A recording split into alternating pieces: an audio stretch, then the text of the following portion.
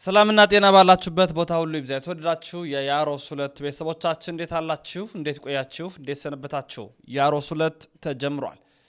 በዛሬ ቪዲዮ መረጃዎቻችን የተለያዩ ርዕሰ ጉዳዮችን የምናነሳ ይሆናል። በአበይትነት እንግዲህ ከምናነሳቸው ጉዳዮች መካከል የዮናታን አክሊሉ የተገናኘና ለሱ ደግሞ የሰጠውን መልስ እንዲሁም ርዕሰ ሊቃውንት አባታችን አባ ገብረ ኪዳን የተናገሩትንም ማስደምጣችሁ ይሆናል ማለት ነው። ታዲያ መረጃው በአስቸኳይ እንዲዳረስ በማድረግ ትብብራችሁን ስታሳዩ ነው። ሁላችሁም ላይክ በማድረግ ጀምሩልኝ። ያሮስ 2 እንግዲህ በቀትር 7 ሰዓት፣ ምሽት 1 ሰዓት እንዲሁም ምሽት 5 ሰዓት ወደ እናንተ የሚመጣ የዩቲዩብ ቻናል ነው።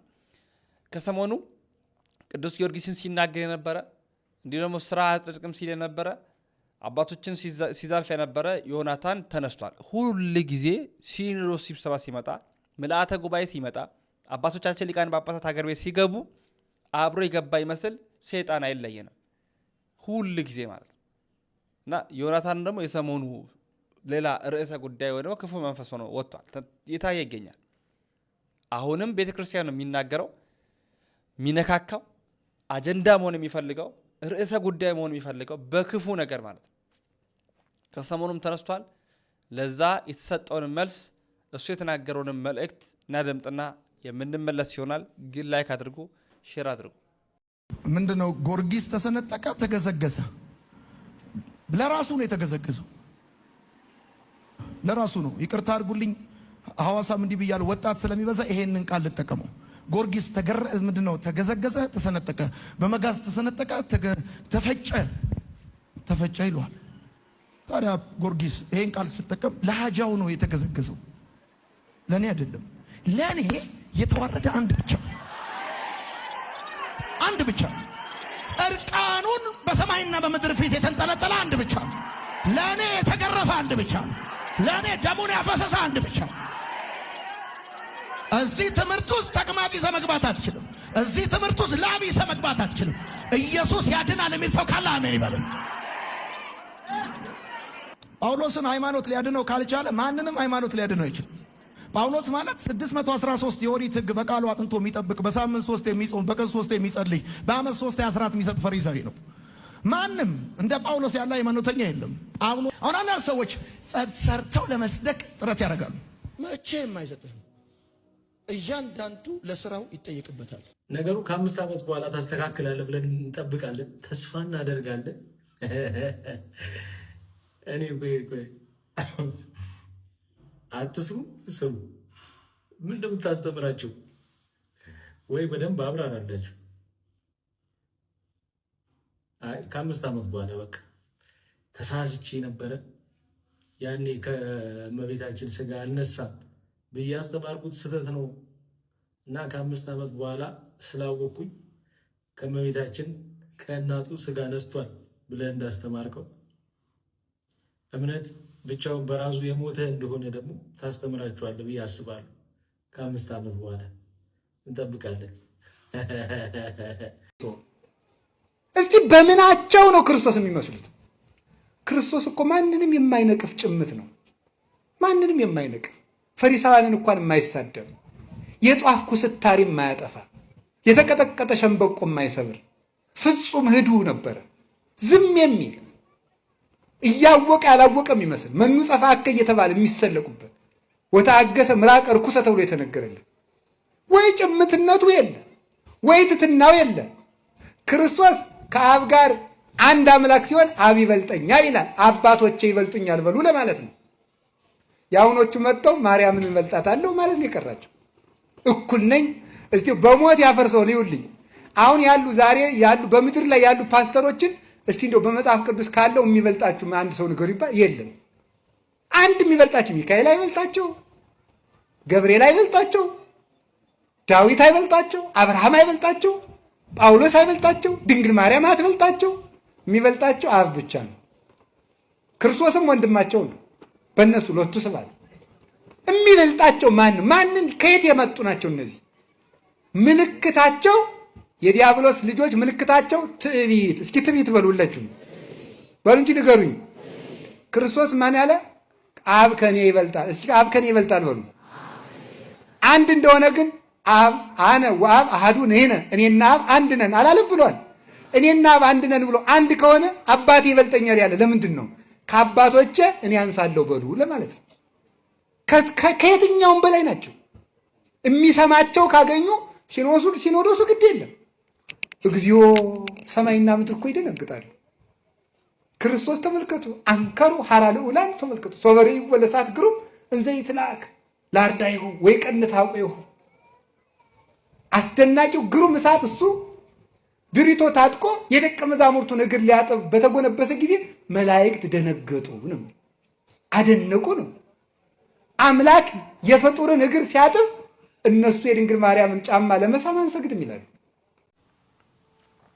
በመጀመሪያ ደረጃ ጊዮርጊስ የተሰነጠቀው የተገዘገዘው ወንድሜ ላንተ አይደለም። በእርግጥ ላንተ አይደለም፣ ለኢየሱስ ክርስቶስ ነው። ለኢየሱስ ክርስቶስ በመመስከር ለአምላኩ ለኢየሱስ ክርስቶስ የባህሪ አምላክነቱን፣ ጌትነቱን፣ የዓለም መድኃኒትነቱን በአላውያን በአረማውያን ነገስታት ፊት ሳይፈራ ሞት ሳያስደነግጠው ሞት ሳያስፈራው ስለ አምላኩ ስለ ኢየሱስ ክርስቶስ ቀንቶ በመመስከሩ ጊዮርጊስ በመጋዝ ተሰንጥቋል፣ በሰይፍ ተመትሯል። በመንኮራኩር ስጋውን እንዳልነበር አድርገው በጣት ሰውታል። ይህን ሁሉ ግን መከራ የተቀበለው ስለ አምላኩ ስለ ጌታው ስለ ኢየሱስ ክርስቶስ ኢየሱስ ክርስቶስ ለዓለም መድኃኒት ሊሆን ወደዚህ ዓለም እንደመጣ በከብቶች በረት እንደተወለደ እንደተኛ እሱ ድሃ ሆኖ እኛን ባለጠጋ እንዳደረገን ደግሞ ቀስ በቀስ በስጋ እንዳደገ ቅዱስ ጊዮርጊስ ይሄንን ነው የመሰከረለት። ይሄንን አምላክ እንዲመስክሮለት በሰማዕትነት አለፈ፣ በሰማዕትነት አረፈ። ስለ ክርስቶስ ብዙዎች ምስክር ነበሩ፣ ምስክር ሆነው አልፈዋል። መከራውን ሳይሰቀቁ ያመኑትን ያውቃሉና ላመኑት ምስክርነት ሰጥተው አልፈዋል። ከነዛ ምስክሮች ወይም ሰማዕታት መካከል ደግሞ አንዱ ዛሬ አንተ ልታዋርደው አፈን የከፈትክበት ሊቀ ሰማዕታት ቅዱስ ጊዮርጊስ ነው። ቅዱስ ጊዮርጊስ ሊቀ ሰማዕታት፣ የሰማዕታት ሁሉ አለቃ። ስለ እንጀራ አይደለም የመሰከረው ወይ ስለ ምድራዊ ሹመትና ሽልማት አይደለም ሲመሰክር የነበረው። ስላመነው ስለ ጌታው ስለ መድኃኒቱ ስለ ኢየሱስ ክርስቶስ የመሰከረውን ደግሞ በሰይፍ የተመተረውን ለሃጃው ነው አልከው። ቅዱስ ጳውሎስ ግን ለሃጃቸው ነው አላለም። እስቲ ላንብብልህ። እስቲ ለተማሪው ለጢሞቴዎስ ቅዱስ ጳውሎስ የጻፈው መልእክት ምዕራፍ 1 ቁጥር 12 ጀምሮ ላንብብልህ። ስለዚህም ምክንያት ይህን መከራ ደግሞ ተቀብያለሁ፣ ነገር ግን አላፍርበትም። አንተ ያፈርክበትን የቅዱስ ጊዮርጊስ መከራ ቅዱስ ጳውሎስ ግን አያፍርበትም። ለምን? ያመንኩትን አውቃለሁና። ቅዱስ ጊዮርጊስ የተቀበለው መከራ እያሰብን ቅዱስ ጊዮርጊስን የምናስበው ቅዱስ ጊዮርጊስ የተቀበለው መከራ ለማን እንደሆነ ስለገባን ነው። እንቀጥል እስቲ።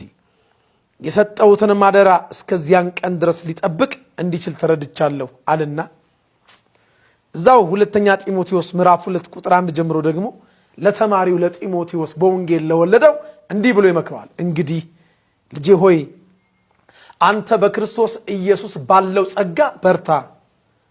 ብዙ ሰዎች የመሰከሩለትን ከእኔም የሰማኸውን ሌሎችም ደግሞ ሊያስተምሩ ለሚችሉ ለታመኑ ሰዎች አደራ ስጥ። እንደ ኢየሱስ ክርስቶስ በጎ ወታደር ሆነ አብረኸኝ መከራ ተቀበል ይለዋል። ቅዱስ ጊዮርጊስ ክርስቶስ መከራ ተቀብሎ ፍለጋውን እንድንከተል ምሳሌ ትቶልን ስላለፈ ዕዳ ስላለበት ዕዳውን አስቦ ዕዳውን ለመክፈል ስለ ጌታ በመመስከር ተመተረ፣ ተሰየፈ። ስጋው በኤድራስ ተራራ በመንኮራኩር ተፈጭቶ ተበተነ። ይህን ሁሉ መከራ የተቀበለው ቅዱስ ጊዮርጊስ ለማን ነው? ለአምላኩ ለጌታው ለመድኃኒቱ ለኢየሱስ ክርስቶስ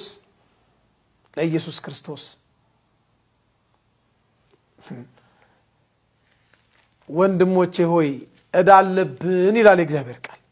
ዕዳ አለብን።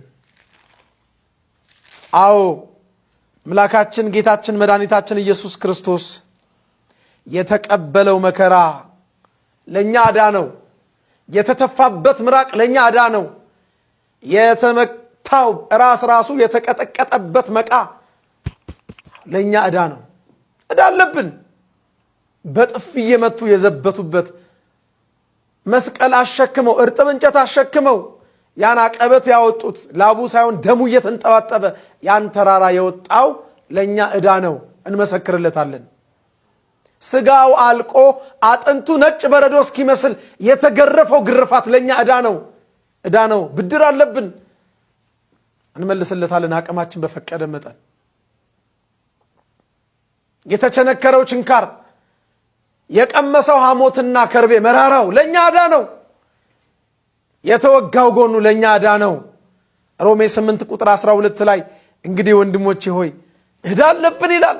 ዕዳው ስለገባው ቅዱስ ጊዮርጊስ ብድሩን ለመክፈል ለአምላኩ ለኢየሱስ ክርስቶስ ከነገስታቶቹ ከመኳንንቶቹ ከሹማምንቶቹ ጋራ ሞትን ሳይፈራ ኢየሱስ ክርስቶስ የባህሪ አምላክ ነው።